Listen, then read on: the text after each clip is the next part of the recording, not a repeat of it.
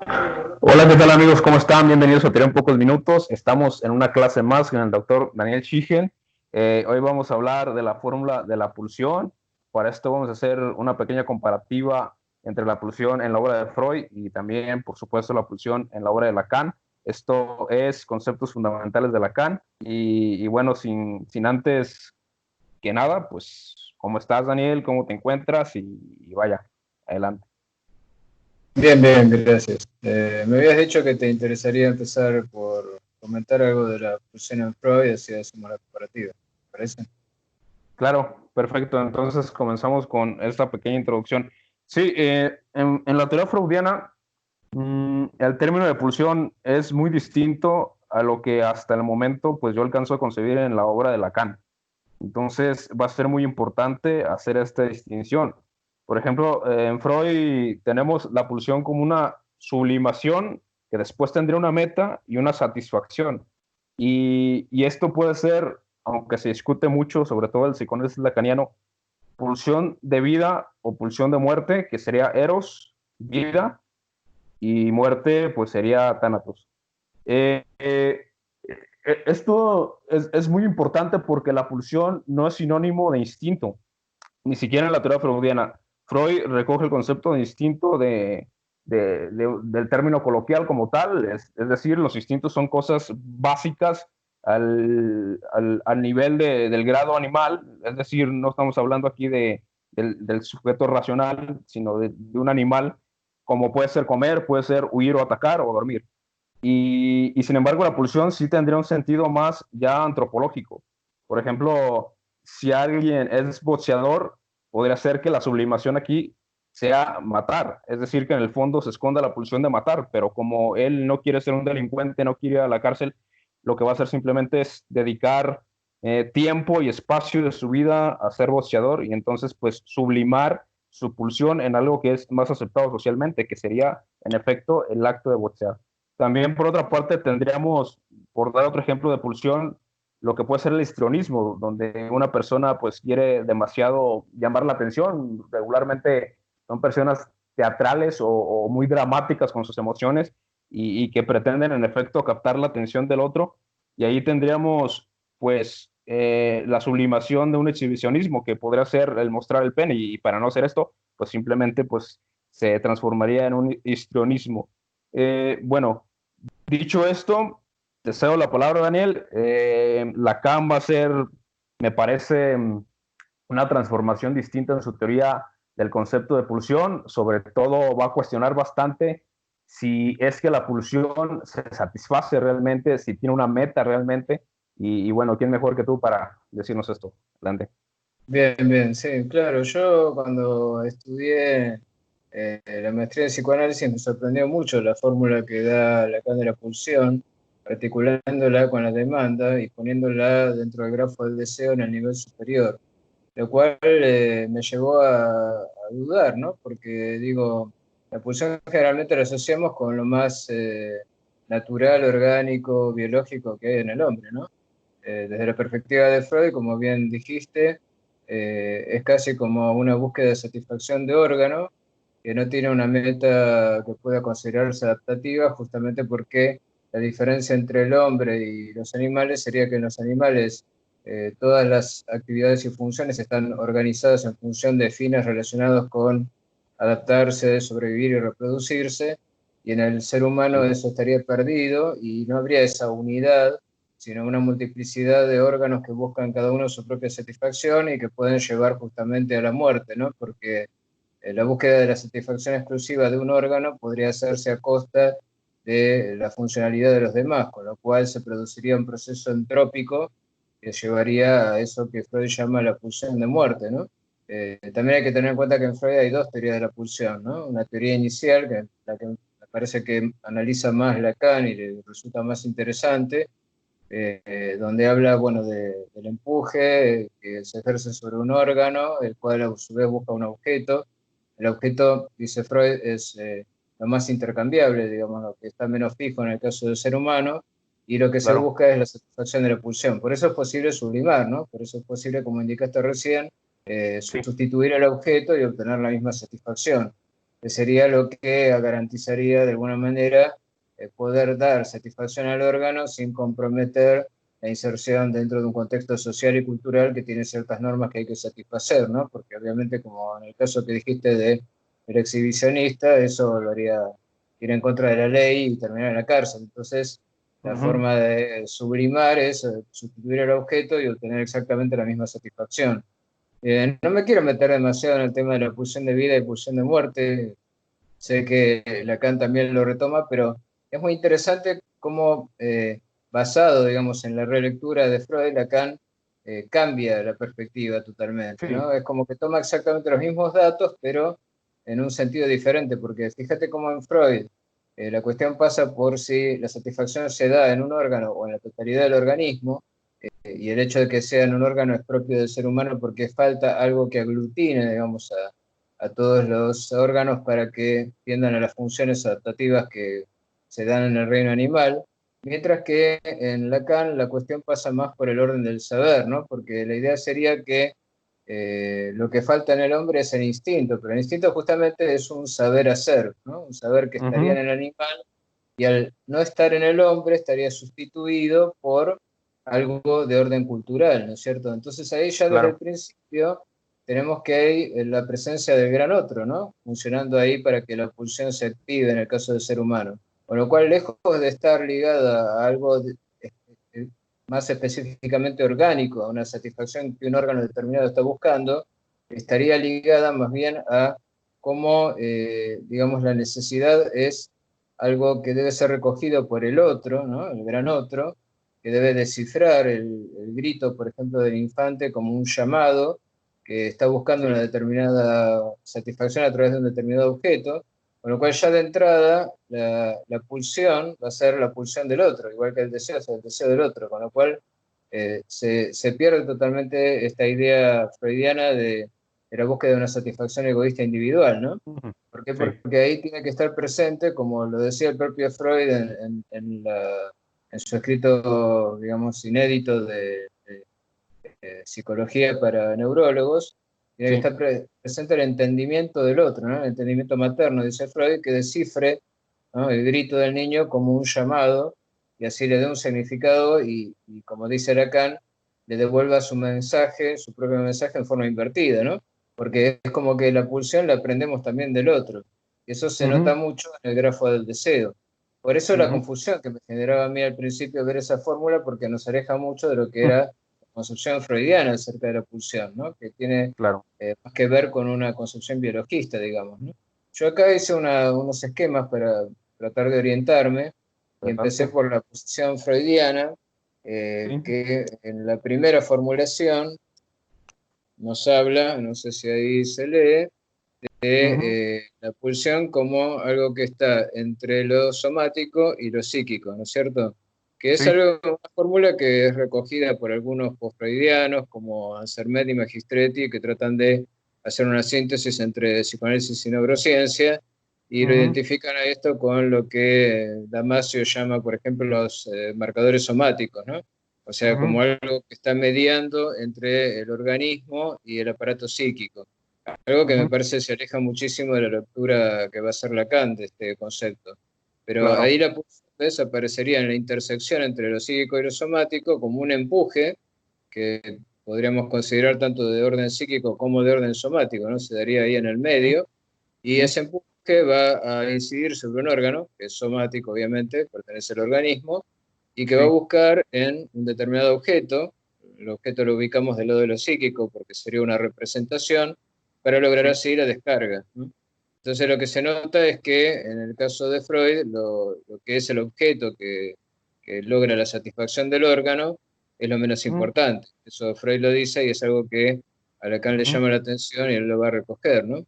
Pero digo, ujú, en el caso de Freud es claro que la formulación, como señalo acá, está establecida en términos energéticos, casi como podría ser en un manual de física, ¿no? Donde sí. tenemos la energía que es la libido, ¿no? Que es la que genera el empuje, esa energía se traduce en una pulsión como si fuera una especie de vector, un vector es una determinada unidad de fuerza, ¿no? Que incide sobre un órgano, en este caso sería la zona erógena, o sea, algo del organismo, algo del cuerpo, y eso impulsa hacia la zona erógena a un determinado objeto, que ponemos con un signo de interrogación porque podría ser cualquiera, y ese objeto funcionaría como en la fórmula de Newton de la fuerza, ¿no? Fuerza es igual a masa por aceleración, entonces la fuerza de la pulsión generaría un proceso de descarga sobre el objeto que Sí, actuaría como una masa, simplemente como algo pasivo que recibe esa acción, y generaría un movimiento, un desplazamiento, una aceleración del objeto con el consiguiente gasto de energía. Eso es lo que consideraríamos la descarga de la tensión pulsional, ¿no? Entonces, claro, Freud realmente la descripción que hace de la pulsión es básicamente de carácter biológico y casi hasta de claro. carácter físico, podríamos decir, ¿no? Sí, Basado en algo muy, muy similar al esquema de la física de Newton. En el caso de Lacan, la cosa cambia totalmente, ¿no? Yo acá hice un esquema donde planteo, bueno, cómo está desarrollada la fórmula de la pulsión como una articulación entre el sujeto y la demanda. La demanda además es algo que procede del otro, ¿no? Con lo cual ahí ya está presente lo cultural. Y señalo el hecho de que tiene cierto parecido, aunque una diferencia importante, con la articulación de lo que llamábamos el fantasma, ¿no? Porque claro. fíjate que aparece ahí el mismo signo en el medio, que es el losange, Ujú, ¿no? El diamante, que ujú. siempre es interpretado como una conjunción, disyunción, inclusión y pertenencia que se puede resumir en un bicondicional, ¿no? Como una mutua implicación. O sea, el Sí, sujeto tiene una relación de mutua implicación con el objeto A y también la tiene con la demanda. Entonces, si vamos al grafo del deseo, me fijé en la parte en la que se da esta articulación, ¿no? Y vemos que una vez que el mensaje pasa por el A, o sea, por el otro, el tesoro de sí, los significantes, como dice Lacan, el deseo queda ahí como retenido, digamos, entre el A, digamos, lo que sería articulable de la demanda, y la pulsión, ¿no? Que es la articulación con la demanda del otro. Y solo ujú, logra una salida hacia atrás, ¿no? De alguna manera retroactiva, a partir de la formulación de algo que aprende a desear el sujeto, que sería a través del fantasma, ¿no? ujú. Entonces, la cuestión es que la articulación que hace Lacan es mucho más compleja, ¿no? Está la presencia del gran otro, y aparte, bueno, acá en este esquema no lo señalé, pero en la parte más arriba del esquema del grafo del deseo, que quizás deberíamos abordar en otra clase, Ujú. aparece como un paso necesario para que se dé la formación del fantasma, la articulación con el significante de la falta en el otro, ¿no? O sea, tiene que haber una falta en el otro presente para el sujeto para que éste pueda articular algo del orden del deseo, ¿no? Si Ok, no, queda exclusivamente atado a la demanda y tendremos el caso de la psicosis más que el de la neurosis. claro. Entonces, lo que me parecía más interesante de esto que acabo de señalar es la diferencia de enfoques en el hecho que Lacan en realidad retoma cosas que Freud también dice, ¿no? Porque Freud dice, bueno, por un lado tenemos las zonas erógenas, ¿no? Que serían las zonas de mayor inervación, que son las que impulsan a la búsqueda de una satisfacción de órganos, ¿no? Como dice Freud, o sea, eh, bueno, los labios, la zona anal, ¿no? Todo lo que tiene que ver con lo que después se va a desarrollar como objetos parciales, ¿no? Objetos parciales de satisfacción, que se Sí, ordenarían, en el mejor de los casos, al desarrollarse la fase final, que es la fase genital, donde la función reproductiva haría su entrada, ¿no es cierto? Pero hasta ese momento lo que tenemos básicamente es el perverso polimorfo, ¿no? O sea, la búsqueda ujú, de satisfacción de órgano con cualquier objeto, ¿no? Por eso sí, tenemos al bebé que se lleva cualquier cosa a la boca y demás.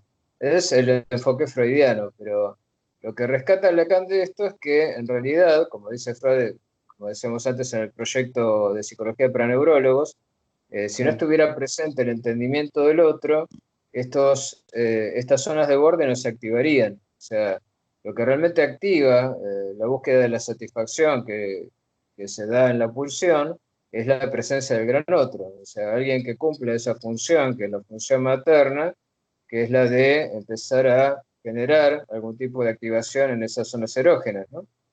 Entonces empieza con eso de dar la teta, bueno, de vestir al chico, de generar el roce que activa esas zonas erógenas, que para Lacan tampoco tienen importancia como zonas erógenas inervadas, o sea, en un sentido biológico, sino que son zonas de borde del cuerpo, o sea, zonas donde de pronto algo falta, ¿no?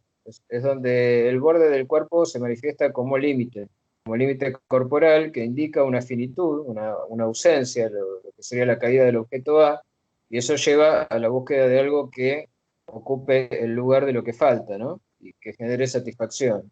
Y ese algo es lo que va a constituir después en la construcción de Lacan el objeto A, ¿no? Por eso tenemos por un lado esa idea del grafo del deseo de que la demanda, digamos, articula solo una parte de lo que sería el instinto, si eso existiera en el ser humano, pero hay otra parte, otra búsqueda de satisfacción más allá de lo que es posible demandar articulándolo en el lenguaje, y eso es lo que tiene que ver con el deseo. El deseo es algo que no se puede demandar, por eso aparece articulado como algo que queda fuera del orden de la demanda, ¿no? Algo que va incluso más allá de la pulsión. Con lo cual las pulsiones serían algo que sí puede ser articulado. O sea, yo puedo demandarle a alguien, por ejemplo al Estado, que me dé el derecho a satisfacerme de determinada manera con determinado objeto, como pasa ahora con las ideologías de género, ¿no? Se demanda al Estado que sea un derecho poder obtener el objeto que dé satisfacción a un determinado órgano, ¿no? De la manera que a uno le plazca, y como decía Freud, que el objeto es lo más indiferente, digamos, o sea, uno puede buscar la satisfacción con cualquier cosa, entonces ahí Sí, aparece toda esa multiplicación de géneros, ¿no? Porque estos géneros se definen como identificaciones que están determinadas por el objeto que da satisfacción. Y según el objeto que da satisfacción, así es como se constituye el yo, ¿no? El yo que se satisface en relación con ese objeto que lo satisface. Eso claro. quedó hoy en día claramente a la vista, ¿no? O sea, queda a la vista que la pulsión es algo del orden del otro, del gran otro, del orden de la cultura, del lenguaje, de lo que puede ser articulado en el lenguaje, de lo que puede ser demandado, y lo que no queda contemplado ahí es justamente el deseo. El deseo es lo que no puede articularse utilizando el lenguaje, ¿no? Sin embargo, está articulado, pero está articulado de manera inconsciente, ¿no?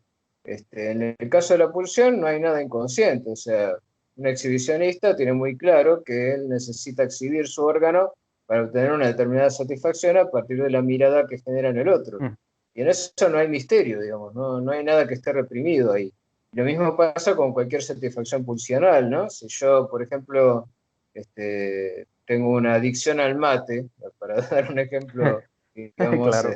argentino, ¿no? Y tengo que estar chupando el mate, bueno, dice, bueno, es la zona oral que necesita la satisfacción. Bueno, todo eso es comprensible y articulable, y es algo Sí. que no queda a nivel inconsciente, digamos. Por eso esa diferencia que hay entre lo pulsional, habitualmente lo pulsional se interpreta como identificado con el inconsciente, ¿no? Es como lo que está en el Ujú, ello, ¿no? Una, ujú, en una ujú. expresión que suelen utilizar incluso algunos lacanianos que son pseudo-lacanianos, ¿no? Es Claro. eso que nos Freud. une al organismo, esa cosa que intermedia, o la parte del aparato psíquico que está abierta al organismo, y de ahí vienen las pulsiones. Incluso el propio Lacan, en sus primeras formulaciones, ¿no? Cuando habla del ramillete, en el ejemplo del espejo cóncavo, donde se da el florero que Sí, cubre el ramillete en la imagen especular, el sí. ramillete tiene que ver con esto, ¿no? De la dispersión de las pulsiones. Cada flor sería una determinada pulsión parcial, ¿no? Pero después Lacan va superando todo este concepto, ¿no? Porque se da cuenta de que lo importante no es tanto la cuestión de cómo esas pulsiones parciales se van organizando para formar una unidad armoniosa y adaptativa, Mm, sino cómo el deseo va a circular por afuera de eso, ¿no? El deseo inconsciente no está en el mismo plano que la pulsión, y la pulsión es lo que sí está articulado a partir del otro. Con lo cual la pulsión no representa ningún misterio ni es algo que debe ser descifrado. La pulsión está a la vista. Digamos, la pulsión claro. está a la vista, por ejemplo, en aquel que se lava 30 veces las manos con distintos jabones. Pero el enigma es por qué lo hace o qué deseo queda insatisfecho detrás, ¿no? O sea, detrás de eso que es pulsional y que se Claro. convierte en una compulsión a la repetición, en el caso freudiano se diría hay una satisfacción ahí que está perdida, digamos, y que él trata de recuperar con ese proceso repetitivo, pero siempre errándole, digamos, sin lograr dar alcance a la meta que se propone. Pero creo que en el caso de Lacan queda claro que la pulsión no es lo importante, no es el objetivo del análisis, porque es lo que está más a la vista en realidad, porque es lo que es justamente articulable en el lenguaje. En cambio, lo que es el deseo está articulado, pero no es articulable. Eso es bastante difícil de Sí, sí, entender en de la hecho, vista, pero tiene que ver bueno, justamente con ese carácter inconsciente, ¿no? Con el hecho de que el objeto A no es ninguna cosa, no es ninguna cosa de la representación, sino que es más bien un claro. agujero, no tiene un correlativo en el mundo de la representación, ¿no? En el caso de la pulsión, vos sabés a qué dirigís tu búsqueda de satisfacción, y siempre Perdón, es perdón, algo que está a la vista, ¿no? Está ahí claro, afuera. una acotación aquí que me parece importante, por ejemplo, en Freud, la pulsión esta que mencionas, la oral, pues puede tener un objeto claro, supuestamente, ¿no? Que sería el fumar o el beber. Sin embargo, en Lacan sería un objeto A y la pulsión, si mal no estoy, solamente circunda el objeto A, pero no lo toca. Sin embargo, en Freud, Exactamente. quizás por la noción más del yo y demás, pues hay, si se quiere, esta satisfacción terminada al precisamente tomar una bebida, ¿no? Fumar. Sí, adelante. En todo Quería... caso, la compulsión a la repetición, lo que sucedería es que no se logra la descarga completa porque no se da con el objeto que se está buscando, ¿no? Claro, Entonces ahí es cuando la insistencia de la pulsión hace que otra vez se revive y por eso no hay instinto, dice Freud, porque en el caso del instinto, bueno, el animal se supone tiene un deseo, lo satisface y queda acabada esa tensión hasta nuevo aviso. En claro, cambio, la pulsión sería como una tensión permanente, ¿no? Que logra descargas parciales, pero siempre está ahí actuando, incidiendo insistentemente sobre el órgano porque no logra recuperar la satisfacción mítica originaria que habría dado, por ejemplo, el pecho materno, ¿no? Esa es en la concepción freudiana, pero en Lacan es algo muy diferente, porque claro. lo que hace insistente a la pulsión en realidad es que el problema no está en la pulsión, sino que el problema está en el deseo inconsciente, que es lo que no está satisfecho ahí. Y el Mm, tema, también adicional, como vos señalaste, de que el objeto es lo menos importante porque simplemente es contorneado para que ujú, la pulsión se descargue en realidad sobre sí misma. Es la propia zona de borde que recibe la satisfacción, con lo cual se trata de un proceso autoerótico, ¿no? En Freud puede darse ese proceso autoerótico cuando se da una inversión en lo contrario. Cuando Freud habla de la primera teoría de las pulsiones, señala esta posibilidad donde, por ejemplo, en vez del placer de ver, es el placer de hacerse ver, con lo cual es el exacto, propio sujeto el que termina siendo el objeto de la satisfacción de la pulsión, de su propia pulsión, o el ejemplo que da Freud también de que sería el ideal la posibilidad de una boca que se besa a sí misma, ¿no? O sea, los dos labios besándose mutuamente darían la satisfacción oral sin claro. necesidad de un objeto que intervenga ahí en el medio, ¿no? Pero bueno, justamente eso es lo que aparece, esa cuestión autoerótica y circular, en el seminario 11, ¿no? O sea, no ya en donde acá desarrolla el grafo del deseo, sino donde habla de los cuatro conceptos fundamentales del psicoanálisis. Claro. Yo reduje el esquemita por acá, ahora te lo muestro. Sí, Eh, adelante.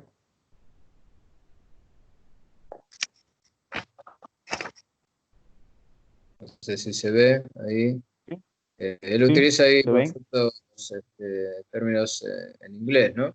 Aim, goal, el goal sería el objetivo, y está ese círculo que es la zona de borde y el proceso de movimiento, ¿no? Que rodea el objeto y vuelve sobre sí mismo. Entonces Claro. ahí la zona erógena está presentada como una zona de borde, Ujú, ¿no? Y la satisfacción consiste simplemente en encontrar algo que encaje en ese agujero, el agujero de mm, la falta, ¿no?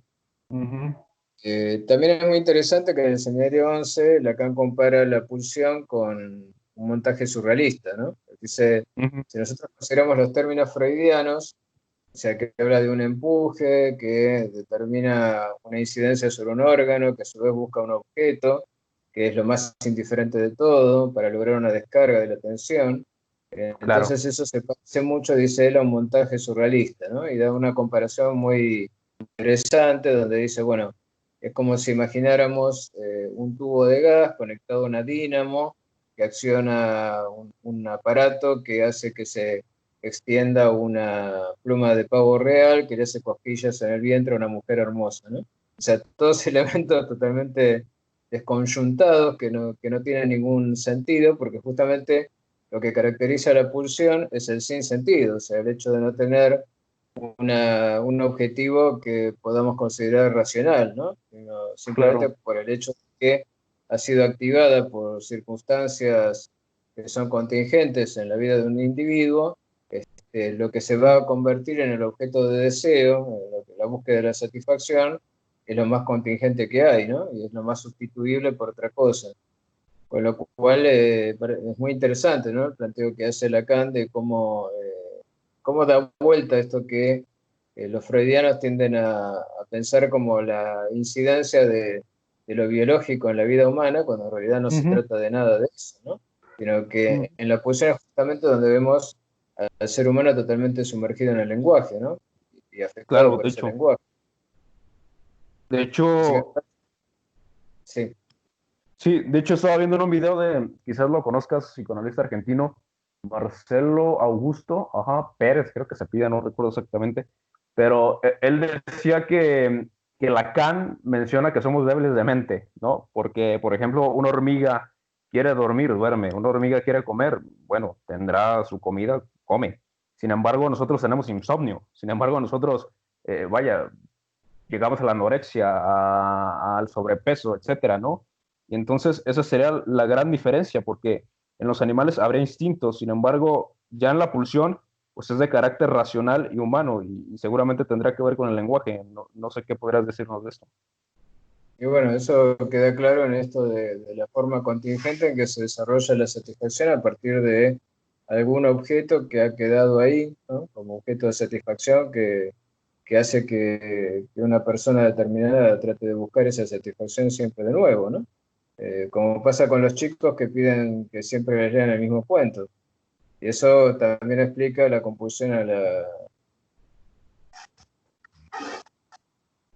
perdón, la compulsión a buscar una satisfacción siempre a partir de lo mismo.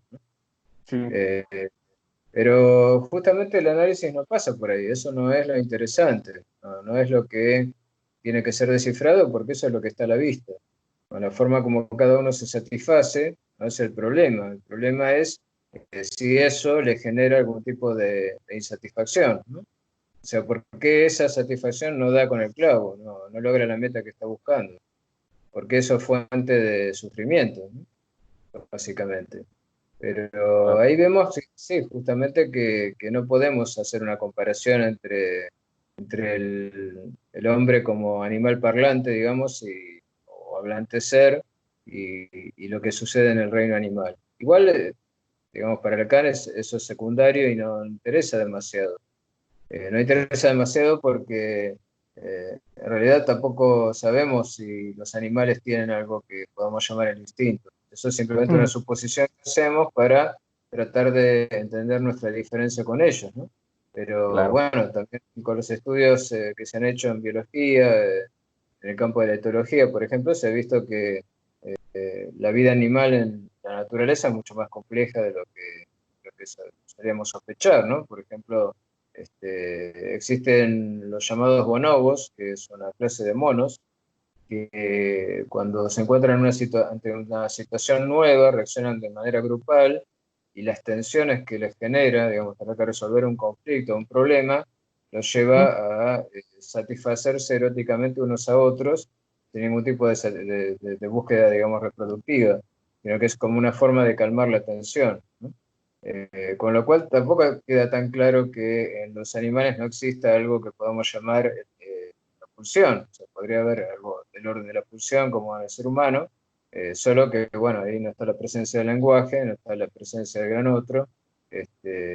Lo que sí es claro es que no existe el deseo, no existe el deseo como lo podemos entender a un nivel humano, ¿no? O sea, como algo que tiene que ver con el inconsciente estructurado como lenguaje. Pero bueno, me parece que la pulsión es algo a lo que se le ha dado demasiado peso últimamente en el psicoanálisis, sobre todo en las orientaciones como la de Miller, por ejemplo, y que en realidad para Lacan no es lo más importante, ¿no? O sea, aun cuando es uno de los conceptos fundamentales del psicoanálisis, queda claro que no es por ahí que va la cuestión del atravesamiento del fantasma, porque el fantasma justamente no está del lado de la pulsión, sino del lado del deseo. Así que no va por ahí lo que haya que descifrar, digamos. Es más, es algo que no necesita descifrarse porque, claro, entonces claro que hay que se satisface con algo y que podría satisfacerse con otra cosa. La pregunta es por qué si podría satisfacerse con otra cosa insiste en satisfacerse siempre con lo mismo. O sea, ¿qué es lo que está generando esa compulsión a la repetición? Ok, de maravilla. De hecho, también otra cosa que mencionaba Marcelo, y me parece interesante que nos dieras tu punto de vista, pues es que la pulsión siempre es de muerte. A diferencia de la teoría freudiana, habría una pulsión de vida y una pulsión de muerte. Es decir, la pulsión de vida sería este impulso por construir, ¿no? Por beneficiarte a ti mismo, beneficiar al otro. Y sin embargo, la pulsión de muertes, pues sería destructiva, sería autodestructiva o destructiva para los demás.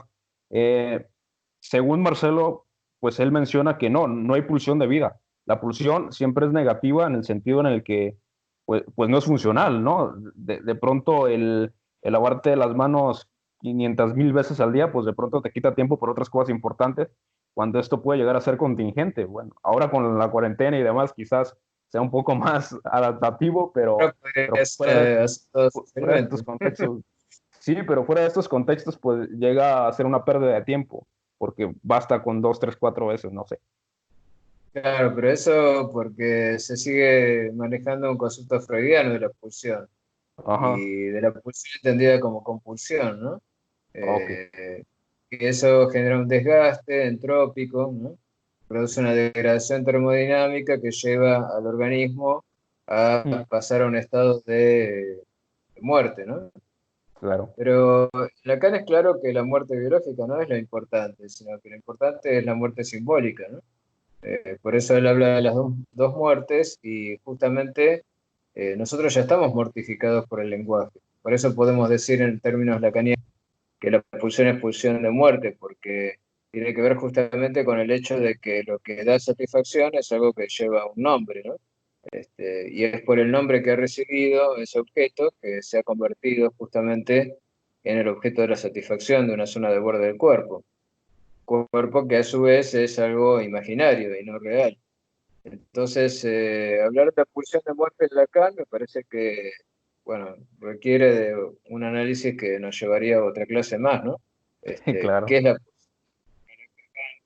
y no coincide con lo que es la pulsión de muerte en las interpretaciones freudo-lacanianas, ¿no? En Freud queda claro, digamos, por la concepción que él tiene de la vida como tendencia a evitar la muerte, ¿no? Un Claro. concepto que toma de Billat, de un biólogo de la época, de Ujú, fines del siglo ujú, XIX. sí, Entonces, la idea sería que la vida busca un retorno a un estado anterior, y como el estado anterior a la vida es lo inorgánico, en última instancia, detrás de todo lo que sería el eros, o sea, la búsqueda de el sostenimiento de la unidad del organismo y su reproducción, se escondería la búsqueda que hay en el fondo de la vida a retornar hacia la muerte. Pero esos son los aspectos, digamos, más, si se quiere, míticos o místicos del pensamiento del último Freud, que para mí Lacan rechaza totalmente. Lacan claro. entiende de la muerte, de la pulsión de muerte, en términos claramente hegelianos, ¿no? Cuando Hegel dice que la palabra es la muerte de la cosa. ¿Por qué? Porque hace que nos manejemos en un mundo de puras palabras, donde la cosa ni siquiera tiene que estar, porque no tiene necesidad, digamos, de estar presente, ¿no? Por Uno supuesto. puede hablar de algo, entonces la presencia de la cosa como cosa de la realidad, ¿no? Como cosa que podemos ver, tocar, oler y demás, eh, termina siendo algo prescindible. Por eso justamente es posible la sublimación, porque es posible sustituir un objeto por otro, porque se trata en última instancia de objetos de la representación. Y eso quiere decir que son objetos atravesados por el lenguaje. Entonces la pulsión de muerte, Lacan la da vuelta por ese lado. No es la idea de que la vida surgió de lo no vivo y entonces tiende a retornar a eso a través de un proceso entrópico. Eh, Ujú, no pasa por ahí la lectura. De la pulsión pasa por la articulación con el lenguaje, con el gran otro, y el hecho de que hay algo que siempre escapa de esa articulación, y eso es lo que llamamos el deseo. Entonces, ahí me parece que queda claro que lo mortificante de la pulsión no tiene que tomarse en el sentido de algo negativo, ¿no? Como contraposición entre la vida como lo bueno y la muerte como lo malo. Sino que esa cuestión para Lacan queda fuera de juego, no interesa. No, ya entrar al lenguaje es entrar al mundo de la muerte en el sentido de la muerte simbólica, ¿no? En el sentido de la sustitución de la cosa por la palabra. Eso va a hacer que las peleas entre los seres humanos pasen por peleas de ideas, ¿no?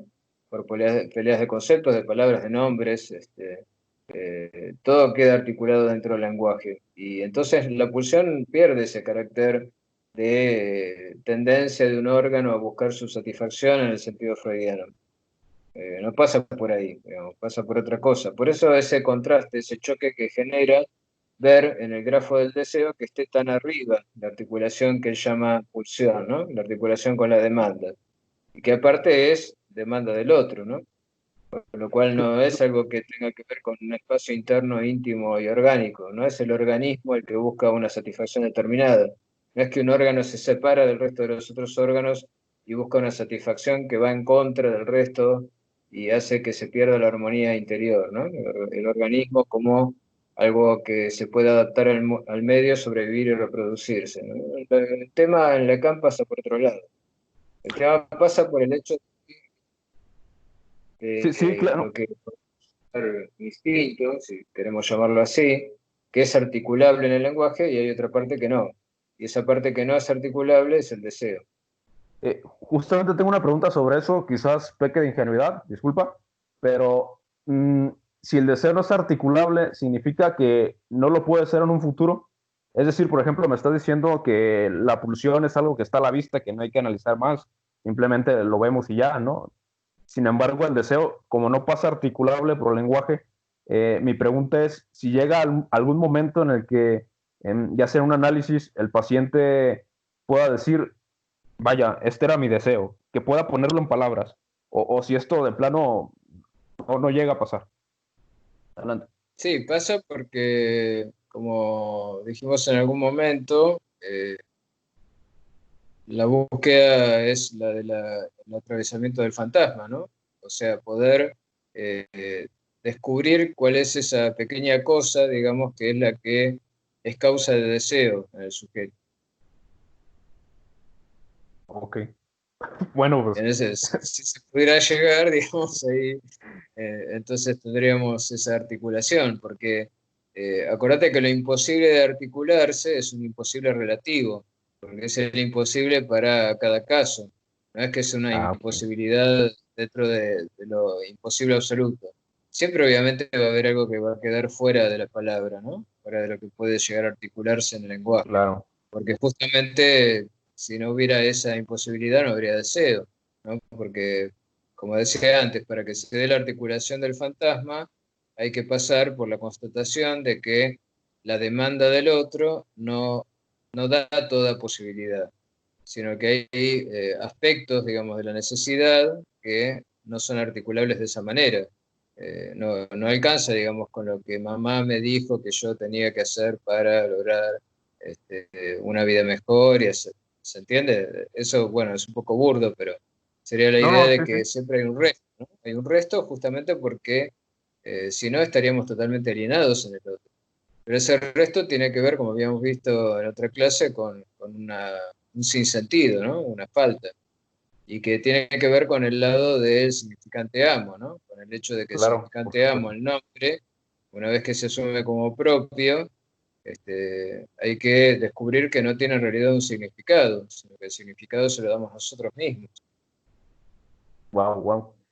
Muy interesante y muy complejo porque quizás el hecho de haber leído a Freud, pues me hizo pensarlo de esta forma, porque en Freud sí sería algo como en el inconsciente hay deseos, ¿no? Casi de una forma positiva hay deseos, los cuales, pues, a medida de la asociación libre, del análisis, de la interpretación de actos fallidos, lapsos, etcétera, pues se llega a conclusiones, ¿no? Decir, es que mi deseo era este realmente. Y bueno, quizás esto permanezca mucho en la estructura yoica de Freud. Y mi pregunta sería, ¿cómo funcionaría esto en un análisis lacaniano? Es decir, ¿qué de tanto habría de esto, de una clase de insight, de un deseo inconsciente en el análisis lacaniano, o qué transformación hay de este proceso, o si lo anula por completo Lacan?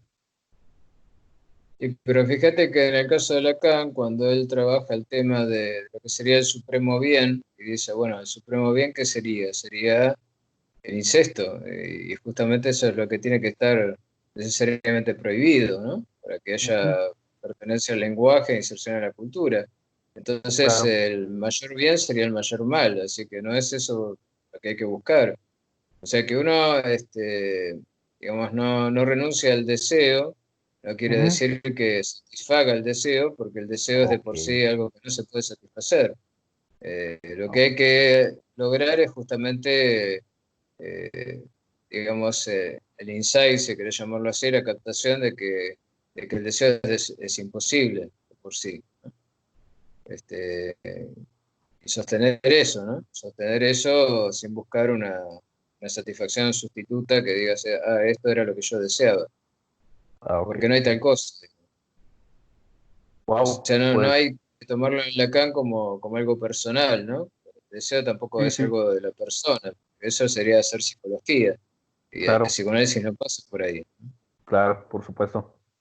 Bueno, Daniel, pues yo en lo personal me voy aprendiendo cosas nuevas y también con muchas dudas, ¿por qué no? Yo espero reproducir de nuevo este video y por ahí seguirte un poco mejor, pero seguramente a las personas les pasará lo mismo. Yo creo que algo que nos deja la enseñanza de Lacan, y me atrevo a decir que casi en cualquier persona que pretende enseñarlo, es eso, que te deja cosas muy significativas, importantes, pero que a final de cuentas te vas con un montón de material por investigar, un montón de preguntas, tanto que me he dado cuenta que incluso los lacanianos de tiempo pues siguen con incógnitas, ¿no? De qué habrá querido decir Lacan, en esta parte todavía no sabemos exactamente qué decir sobre esto, y creo que esto es, lejos de ser algo malo, me parece algo positivo para la transformación del sujeto, para la transformación de la persona que está aprendiendo, y por qué no verlo esto como una aventura, ¿no? Lacan. Bueno, de mi parte es todo, Daniel. Si gustas decir unas palabras finales y agradecer a las personas que nos han escuchado, que nos han visto, que nos comentan, y si gustan sugerirnos un tema, no olviden dejárnoslo aquí abajo o escribirnos en Facebook, donde gusten, y estaremos atendiendo, pues ahora sí que a sus solicitudes. Bueno, Daniel, muchas gracias por esta clase y con gusto las palabras que quieras dejar. Sí, simplemente como suele suceder, cada vez que creo haber entendido, siento que entendí una parte o entendí menos, ¿no? Está muy bueno esto de tratar de ponerlo en palabras y explicarlo, porque si logras explicarlo, quiere decir que lo entendiste. Si no logras explicarlo, quiere decir que tenés que seguir leyendo. Es así. Exacto, exacto. Bueno, Daniel, muchas gracias. Nos vemos en una próxima clase. Hasta luego. Un abrazo, chao, chao.